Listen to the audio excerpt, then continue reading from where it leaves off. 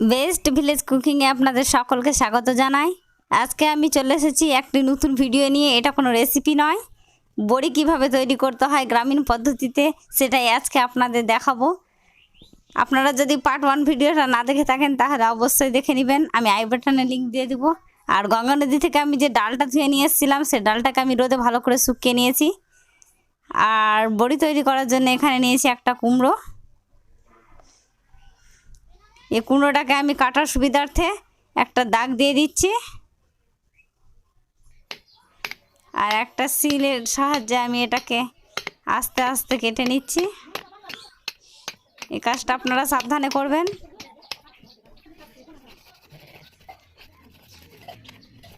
আপনারা যদি পার্ট 1 ভিডিওটা না দেখে থাকেন তো অবশ্যই দেখবেন, আমি আই বাটনে লিঙ্ক দিয়ে দেবো, সেখানে ক্লিক করে দেখে নেবেন।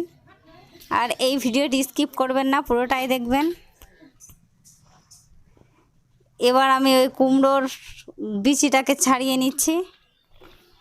একা আমি এ কাজটা করতে পারবো না, ওই জন্য আমার দিদিকে নিয়ে নিয়েছি সঙ্গে, যেন কাজটা দ্রুত হয়ে যায়। বড়ি করার জন্য এই বিচিটাকে অবশ্যই বের করে নিতে হবে, একটাও বিচি রাখা যাবে না।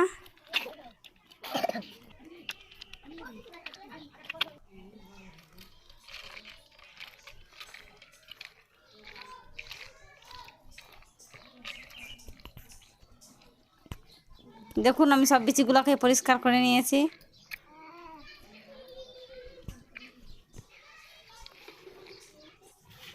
এবার একটা কুড়ুনির সাহায্যে কুমড়োগুলোকে এই মিহি করে কুড়িয়ে নিচ্ছি।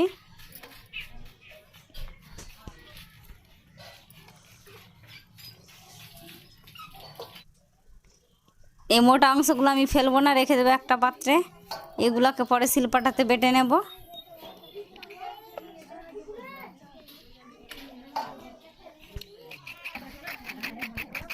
কুমড়োগুলোকে খুব সুন্দর করে সরু সরু করে কুড়িয়ে নিতে হবে, যেন এর মধ্যে কোনো মোটা অংশ না থাকে।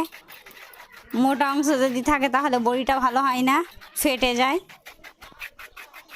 আর এর স্বাদও নষ্ট হয়। এভাবে আমি পুরো কুমড়োটাকে কুড়িয়ে নেব।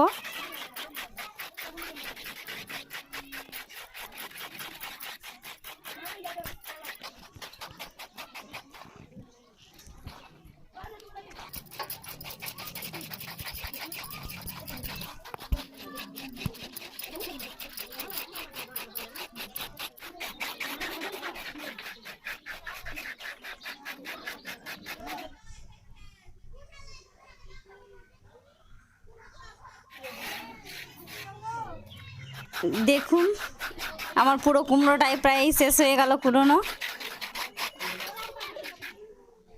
আমি খুব সরু করে কুড়িয়ে নিয়েছি, বোঝাই যায় না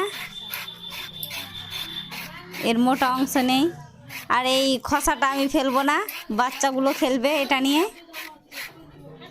এটার গোড়াটা একটা ফুটো করে সুতো বেঁধে দেবে আর খেলবে। দেখুন পুরো কুমড়োটা কুড়োনো শেষ হয়ে গেছে। আর কুমড়ো থেকে যে জল বেরিয়েছে এই জলটা থেকে একটা সুন্দর রেসিপি করা হয়, এটা থেকে জিলিপি তৈরি করা হয়। আমি আপনাদের অন্য দিন কুমড়োর জল দিয়ে জিলিপি করা দেখাবো।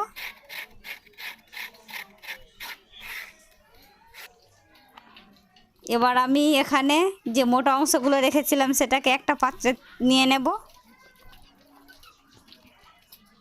এটাকে আপনারাও ফেলবেন না, শিলপাটায় বেটে এটাকে খুব সুন্দরভাবে ব্যবহার করা হবে।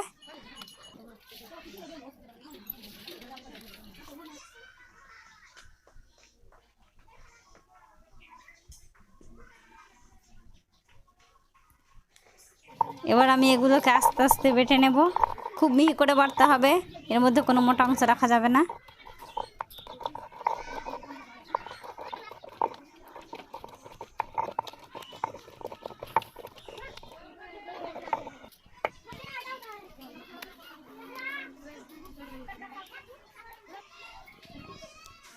আমি কলাই ধুতে গিয়ে যে জলটা নিয়ে এসেছিলাম বন্ধুরা, দেখুন এই জলটা দিয়ে কুমড়োগুলোকে ধুয়ে নেব ভালো করে।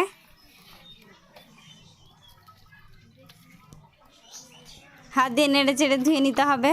এর ভিতরে যে রসটা আছে সে রসটা রাখা যাবে না, নইলে বড়িটা টক লাগবে, খেতে ভালো লাগবে না।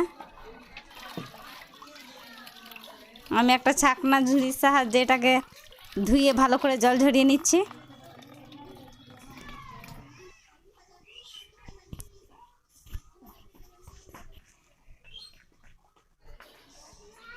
এখানে আমি নিয়ে নিয়েছি কলাইয়ের আটা।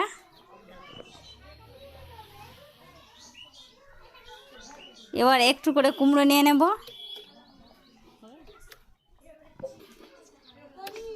বেশি নেওয়া যাবে না একবারে। তারপর কিছুটা আটা দিয়ে এটাকে নেড়ে চেড়ে আলতো হাতে দলাটাকে ভেঙে নিতে হবে। একটু একটু করে করতে হবে, একবারে করা যাবে না। কুমড়ো আর কলাইয়ের আটাটাকে আমি ভালো করে ফেটিয়ে নিচ্ছি।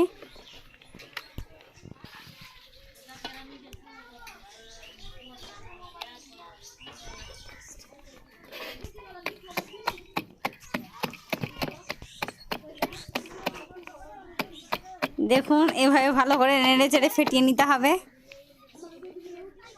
এই কাজটা একা করা যাবে না, ওই জন্য আমি সহযোগিতার জন্য আমার মাকে নিয়ে নিয়েছি। আমরা দুজন মিলে এই কাজটা করে নেব।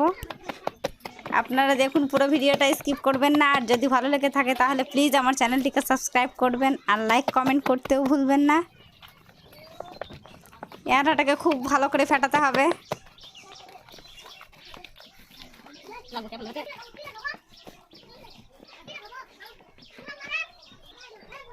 আপনারা যতটা ভালো করে আটা ফেটাবেন ততটাই সুন্দর বড়ি হবে, আর এর ভিতরটাও হবে জালিদার। এবার আমি কিছুটা জল নিয়ে নিয়েছি আর ছেড়ে পরীক্ষা করে নেব আমার আটাটা কতটা ভালো করে মাখা হয়েছে। দেখুন সম্পূর্ণ ভেসে নেই, খানিকটা ডুবে আছে, হয়নি আটা মাখা। আবারও মেখে নিতে হবে।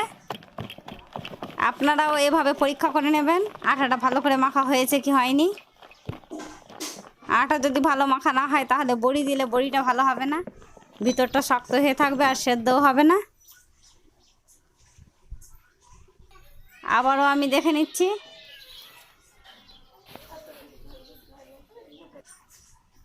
দেখুন আমার ভেসে উঠছে, আটাটা একেবারে সুন্দর করে মাখা হয়েছে।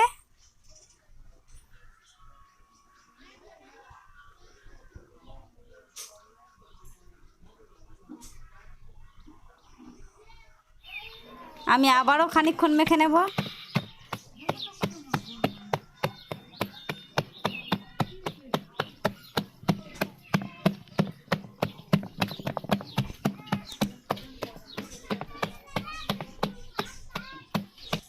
এই কাজটা খুব পরিশ্রমের, আর ভালো ফল পেতে গেলে বন্ধুরা পরিশ্রম তো একটু করতেই হবে। বড়ি দেওয়ার জন্য আমি এখানে নিয়ে নিয়েছি একটা দড়ির খাট। এরকম খাটেই দেওয়া হবে, বড়িটা ভালো হবে, এর ভিতরে বাতাস ঢুকবে। আর এর জন্য আমি কোনো সুতির কাপড় পারিনি, মশারি পেরেছি, যেন বাতাসটা দুদিক থেকেই লাগে। এবার একটা একটা করে বড়িগুলো দিয়ে দেব।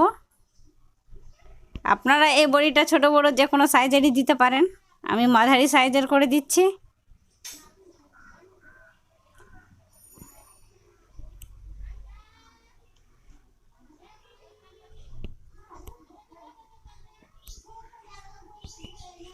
আপনারাও বাড়িতে এভাবে বড়ি তৈরি করবেন, আর কেমন হয়েছিল আমাকে অবশ্যই কমেন্টে জানাবেন। এই বড়িগুলো যে কোনো ডাল দিয়ে করা যায়, আমি কলাইয়ের ডাল দিয়ে করেছি। অন্য কোনো দিন আপনাদের মুগ ডাল, মুসুর ডাল, বুটের ডাল, যে কোনো ডাল দিয়ে আমি বড়ি তৈরি করা দেখাবো।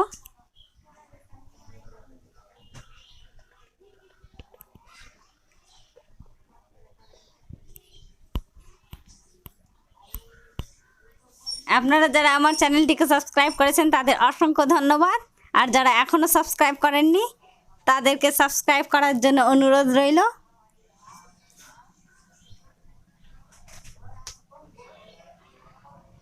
দেখুন আমার সব বড়িগুলো দেওয়া হয়ে গেছে। এটাকে আমি প্রখর রোদ্রে শুকিয়ে নেব। এটাকে কোনো ছায়াযুক্ত স্থানে রাখা চলবে না।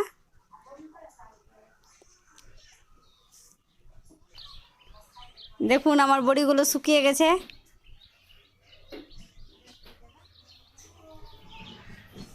এর অপর পাটটাকেও ভালো করে শুকানোর জন্য আমি এগুলোকে উল্টে দেব।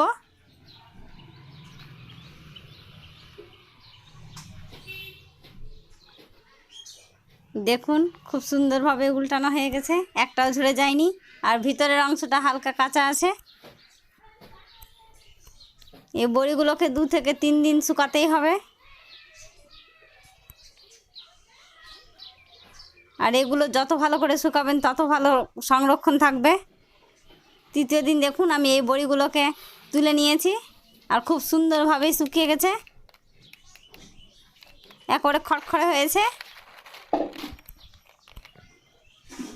এই বড়িগুলো দিয়ে আমি আপনাদের অন্য কোনো দিন নতুন কোনো রেসিপি দেখাবো, আর এটাকে সারা বছর সংরক্ষণ করে রাখা যাবে। আবারও দেখা হবে পরের ভিডিওতে কোনো নিত্য নতুন রেসিপি নিয়ে। সকলেই খুব ভালো থাকবেন, সুস্থ থাকবেন। ধন্যবাদ।